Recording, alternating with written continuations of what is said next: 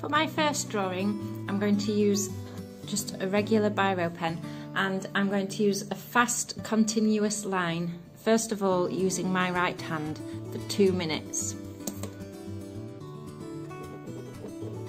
Making sure that I look carefully at the feather that I'm drawing from. So I'm not drawing what I think I can see, I'm drawing what I can actually see. And all the time that I'm drawing, I'm leaving my pen on the paper. I'm not going to let go at all.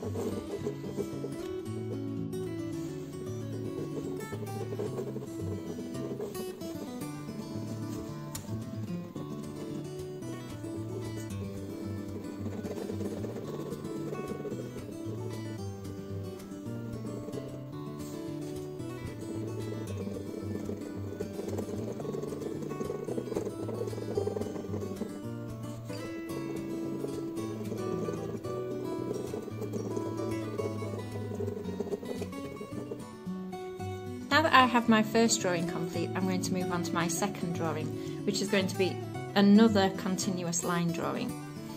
And this time I'm going to change hands and I'm going to draw with my left hand. So I don't usually draw with my left hand, so this means I'll have less control and my drawing may come out a little different.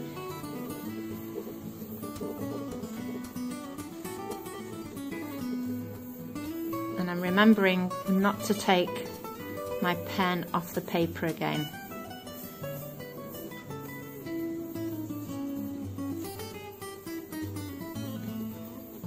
And we're not worrying about any lines that go wrong.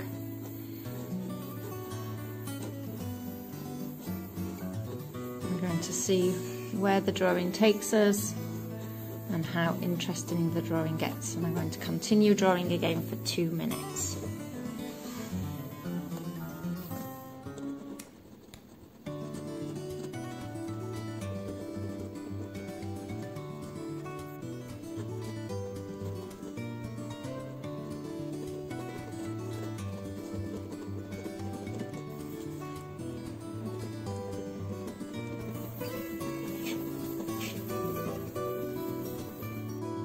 For my next drawing, I'm going to use a technique called wax resist painting, and I'm going to use a candle, or you could use a wax crayon or an oil pastel, and I'm going to use some watercolour paints.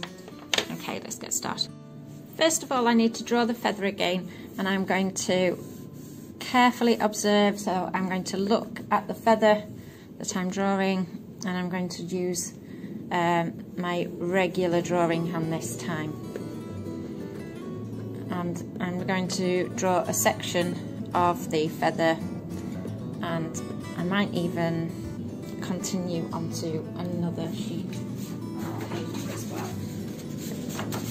just because we want these drawings to be really interesting, and we're going to do some collage with them once we've done them all.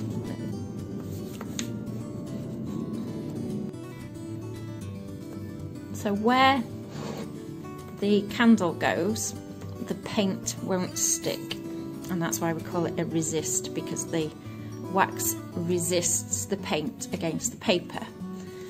So it's quite tricky sometimes to see where you're drawing when you're drawing with a candle.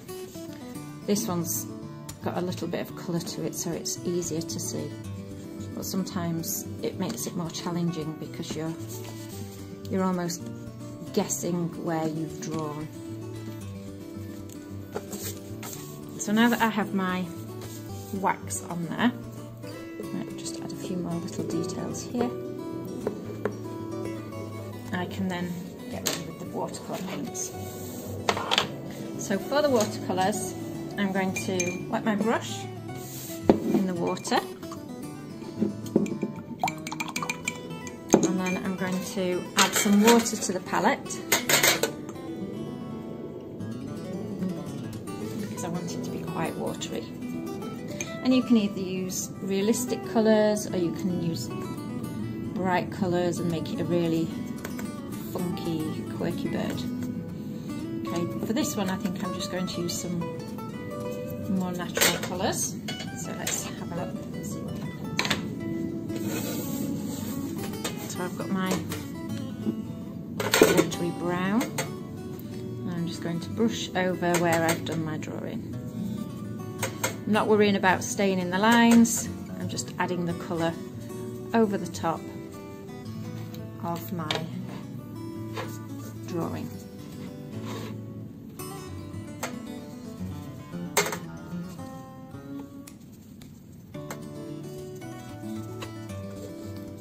It gives this really nice effect. To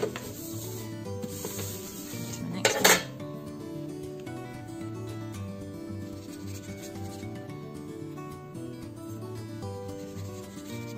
Try painting the paint a little bit thicker on this one, see what happens.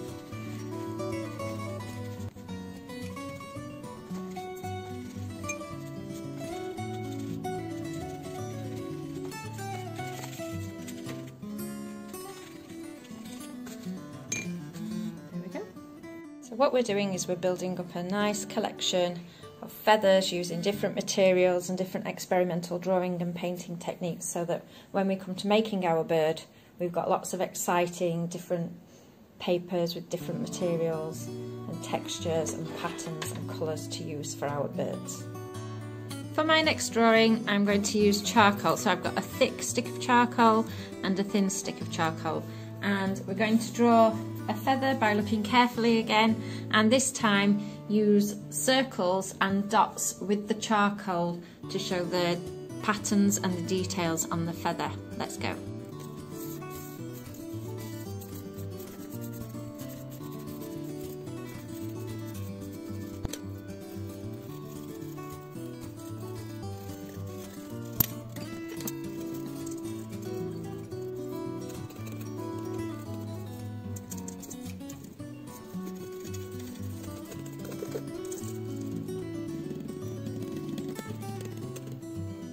Okay, so for this next drawing we're going to use charcoal again, but this time we're going to use straight lines only.